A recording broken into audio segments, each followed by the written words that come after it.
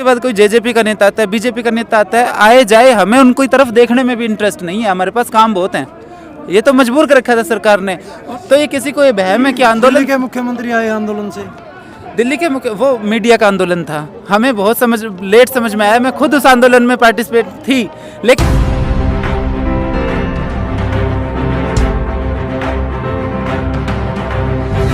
के ऊपर चर्चा करने के लिए मेरे साथ मौजूद है अन्नू सुरा जी। राम राम जी। राम राम जी। राम राम। एक बार भाई दर्शक साथियों ने बताऊं मैं, यानी इतना सुधार कुलदीप के अंदर है कि वो खुद बोल रहे हैं, और ये पहले भी हमारे पास खबर आई थी कि खुद ने लिखा है अपने हाथ से। तो भाई ये एक अच्छी बात है, एक खुशी की लहर की बात है, और एक खुशी की बात आज और किसानों के लिए जो आई अन्नू जी। 1 साल हो गया आज तक हमारे देश के जो प्रधानमंत्री, उनका कोई मतलब इसके ऊपर बयान नहीं आया था, लेकिन उन्होंने आज अपनी चुप्पी तोड़ी है और बोला है कि भाई मैं ये 3 कानून वापसी ले लूंगा। तो उस पर आपका क्या कहना है? उस पर यही कहना है कि इज्जतदार पद पे बिठाया था जनता ने, टाइम सर ये बोल देते तो इज्जत बनी रहती। लेकिन वही बात है, 1 साल तक अपनी इज्जत सरेआम उछाल के उसके बाद भी बोला ही है, तो टाइम सर बोल देते। देश की जनता के अंदर जब 70% आबादी किसान है, तो आप किसान के विरोध में कैसे चल सकते हो?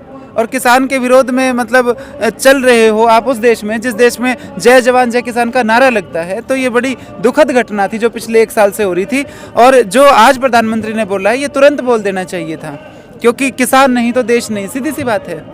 क्या उसके बोल देने से, प्रधानमंत्री के बोल देने से ही काम चलेगा, या फिर किसान तब तक डटे रहेंगे जब तक आपको, जैसा कि किसानों ने अभी जो किसान नेता बोल रहे थे उन्होंने कहा जब तक लिखित में नहीं आएगा? बिल्कुल बिल्कुल, देखो क्योंकि पहले भी बहुत बार झूठ देश के साथ सामने झूठ बोला गया है। 15 लाख की बात थी, काले धन की, सारे कोरे झूठ बहुत बोले गए हैं। ये वही लोग हैं जो MSP बढ़ाने को लेके अधनग्न होकर प्रदर्शन किया करते, आज ये किसानों को आतंकवादी कह रहे हैं। तो इन पे भरोसा नहीं किया जा सकता, क्योंकि जो एक्सपीरियंस किया है किसान ने पिछले 1 साल में, अगर ये इतने ही भले लोग होते, इतने किसान हितैषी होते, तो सड़कों पे किले नहीं बिछाते, सड़कों पे किले नहीं बिछाते।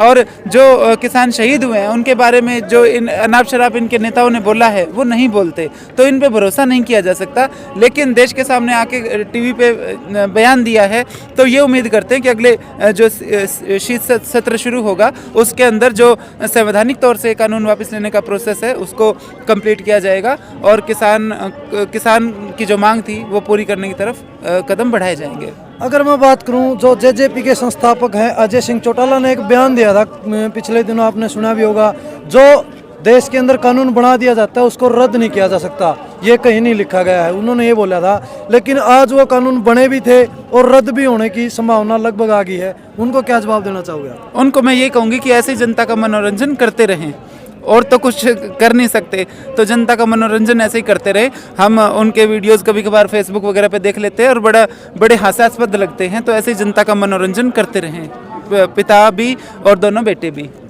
तो जिस तरह से जेजेपी और बीजेपी दोनों पार्टियों का हरियाणा के अंदर बिल्कुल विरोध है, किसी भी गाँव के अंदर घुसने नहीं दिया जा रहा, अगर यहाँ पर किसानों का समझौता हो जाता है तो क्या ये इसी प्रकार बना रहेगा, या फिर उनको गांव के अंदर आने दोगे?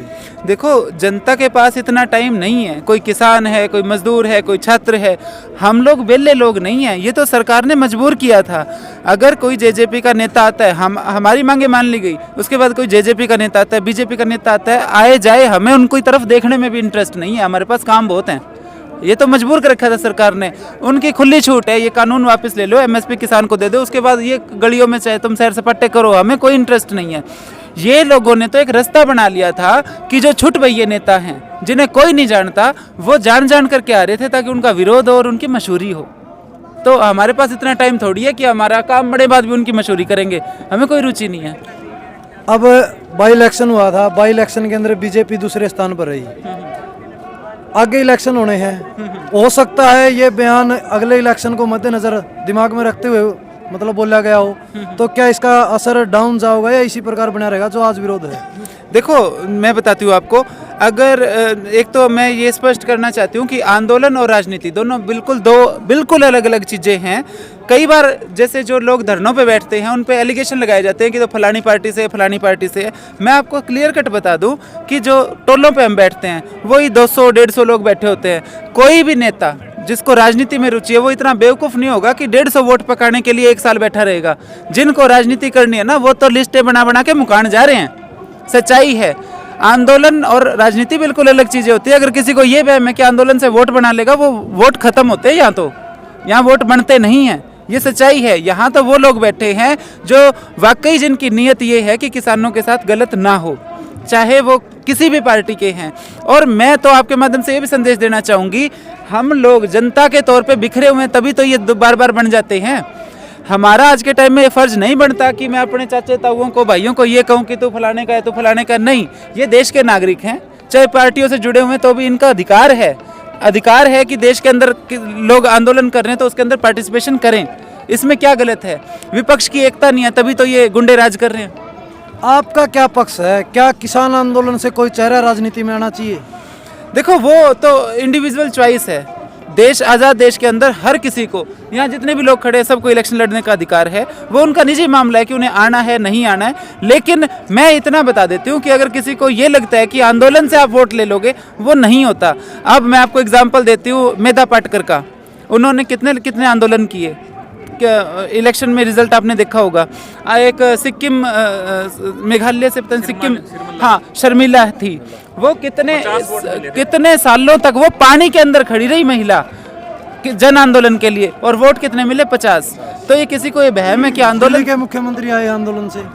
दिल्ली के वो मीडिया का आंदोलन था। हमें बहुत लेट समझ में आया। मैं खुद उस आंदोलन में पार्टिसिपेट थी, लेकिन बहुत टाइम बाद समझ में आया कि वो मीडिया का बनाया गया वो एक पेड आंदोलन था। पूरा नेशनल मीडिया को हायर किया गया, उसके बाद संघ के लोगों को उसके अंदर छोड़ा गया, क्योंकि जो मतलब केंद्र की सरकार थी उसको हटाने का वो प्रॉपर प्लानिंग की गई थी। बहुत बहुत धन्यवाद। धन्यवाद जी। तो भाई आपने सुने, अन्नू सुरा जी मेरे साथ मौजूद थी, उन्होंने अपने विचार बताए। आपको कैसे विचार लगे कमेंट के माध्यम से जरूर बताना। धन्यवाद। जय हिंद, जय जवान, जय किसान।